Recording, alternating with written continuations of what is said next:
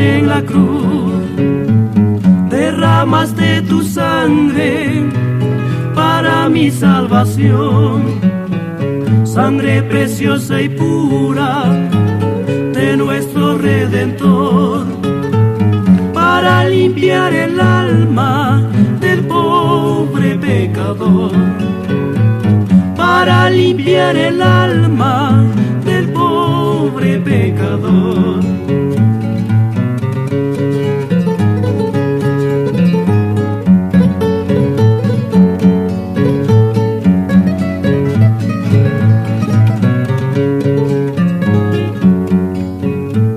Con cuánto amor morías en la cruz del Calvario, en su amarga agonía a todos bendecía, clamaba Santo Padre con verdadero amor.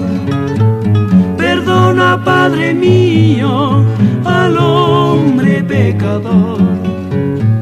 Perdona, Padre mío, al hombre pecador.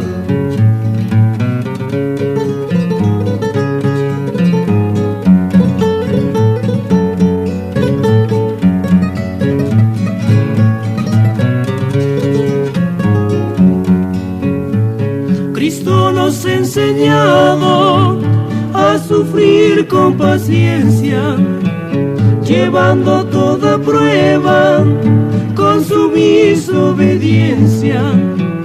No desmayes, hermano, esfuérzate a seguir, que Cristo es la meta que te ha de recibir.